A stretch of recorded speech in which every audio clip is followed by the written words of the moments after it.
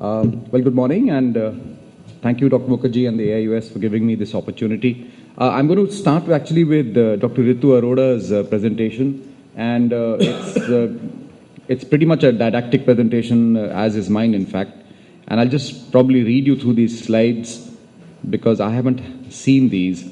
Essentially, I think she's classified this into surgical and diagnostic procedures and the trauma that can be induced with therapeutic agents and iatrogenic other reasons, such as in unrelated surgeries like the facial palsy for someone who's doing, say, a facial surgery. So she's just classified them in this way. And here's a case where in a post-snake bite injury, in the remote area, some traditional medicine was used with the idea that to keep the patient awake, you need to irritate the eye. So they put something in the eye to keep the patient awake. But what they don't realize is sometimes that thing can be very toxic and can produce an unusual reaction. So we had this patient who had bilateral corneal melts and then eventually landed up with a therapeutic graft on one eye, which we could barely manage to save. So the iatrogenic corneal trauma effects can be, the entire list is here, from simple corneal abrasions to infections, ectasias, endothelial traumas, depending on which kind of surgery is being done. And the trauma effects, again, a full list of possible problems that can be there, from stem cell deficiencies to persistent shallow ACs and endothelial decompensation and infiltrates and infections of various sorts. Here's a post cross-linking sterile infiltrate healed with topical steroids. I think we're all pretty much doing cross-linking now for some years, so we've all now experienced this happening. This is a full range of impacts that what seems to be an innocuous procedure can actually produce. So cross-linking is not really an innocuous procedure. It does have its share of side effects and needs to be looked at in that light, because there is this overuse, just like the posterior segment surgeons are putting the anti-VEGFs in pretty much everybody. The anterior segment surgeons are going overboard and doing cross-linking for everyone, whether there is a reasonably good indication or not. So sometimes these should be kept in the back of the mind, that if it's not really necessary, don't just do it. Surgical trauma such as cataract surgery, you can have phaco-related problems. During the keratoplasty, there's trephination relation problems, and during lens implantation, you can have various kind of iatrogenic complications. Post-refractive surgery keratectasia. In fact, there's a course that's going to be in Hall C right after this, which is actually dealing specifically with this as well as keratoconus. So that might be a good course if you have an interest in doing cross-linking and you're a refractive surgeon yourself. So these are some of the risk factors and so on, which we'll probably highlight in that course.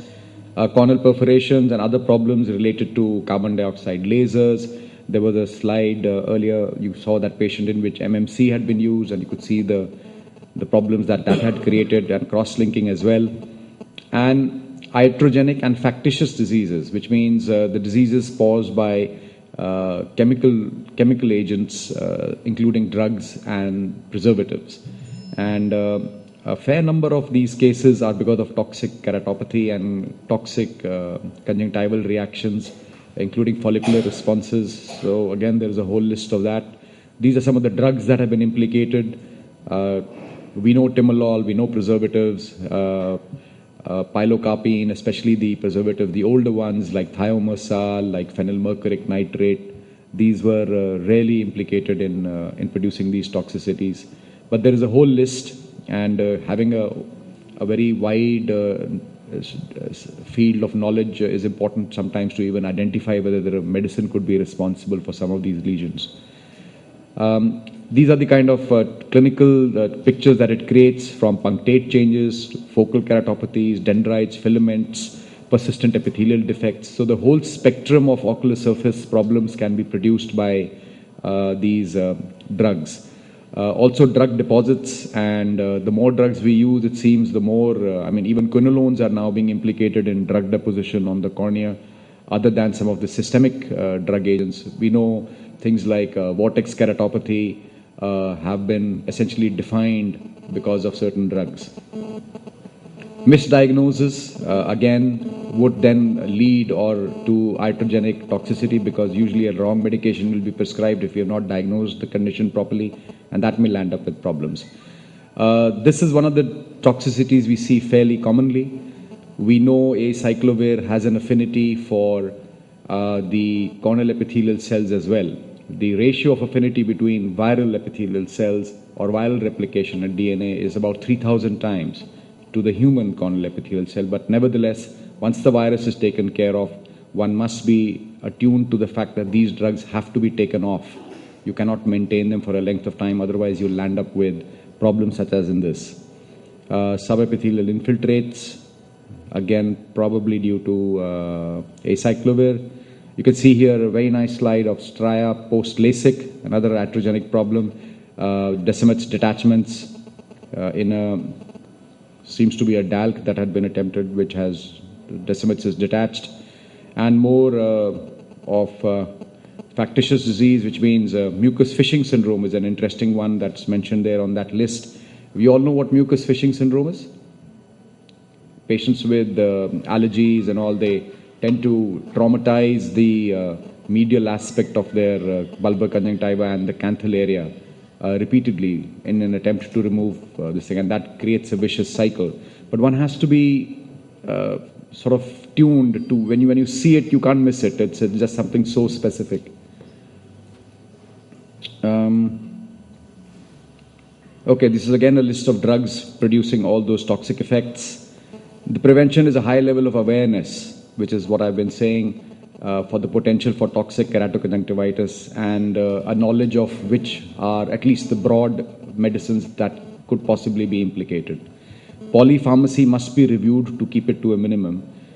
We often, in our own setups, we have an anti-glaucoma running, we have an anti-inflammatory running, we have a lubricant running. They all have their preservatives with the antibiotic running, and then this patient comes back after 2 weeks with a funny looking cornea, and now you're scratching your head because you think it's a toxicity, but you've given him 5 types of drugs, so you don't know which one to withdraw. And one has to keep that in mind all the time.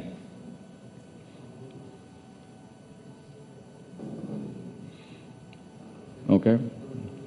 Pathogenesis, I don't think it's even possible for me to go through this slide. Contact lens related iatrogenic issues. We all know the relations and the complications that can be with contact lenses. Again, I think it's outside the purview of this course. Drug-induced corneal damage. This has gone on with the same thing. Fibrin glue to seal the Descemet's perforation. I'm sorry, I don't know much about this slide. All right, so that is Dr. Ritu's presentation, but I thought I would present it just to complete the course, in the sense